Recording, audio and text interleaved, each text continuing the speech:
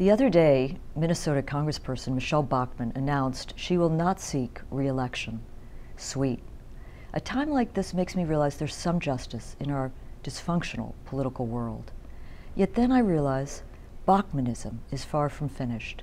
She perfected a tactic that has now polluted our political debate and discourse. The baseless charge, the slander, the falsehood that in the cult of false equivalence that distorts too much of our media coverage has been quasi-legitimized.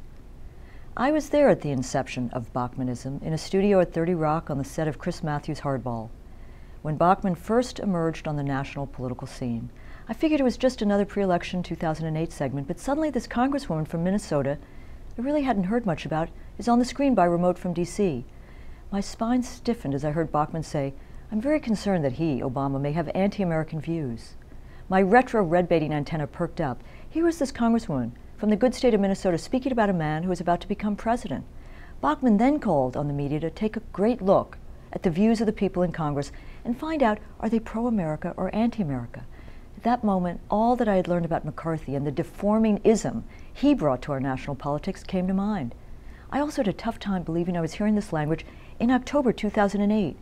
But neo-McCarthyism was roaming the land, stewarded by Sarah Palin and her posse. So when Chris Matthews turned to me for a response, I tried to stay collected. I told him then what I think is true today, that her politics, Bachmann's, are incendiary, debased, very scary, because this is a country I love.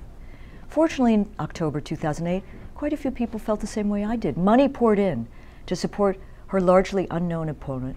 National Republican Congressional Committee pulled its resources out of the race, and in the end, Bachmann defeated her opponent by less than 3 points in her ruby red district.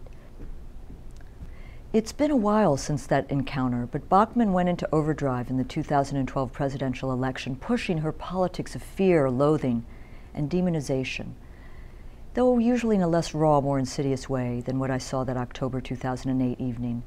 In many ways, our country is better off as she leaves the stage, but Bachmann is no longer the vanguard of this right-wing movement. There are others, mostly men to be sure, now competing for that mantle. And while her followers may portray Bachmann as a modern woman, never forget that what she really represents is a retro throwback to a kind of America that is intolerant, bigoted, and out of step with the best instincts and possibilities of this country. Michele, they often say we hardly knew ye. I say we knew ye, and exit right and quickly.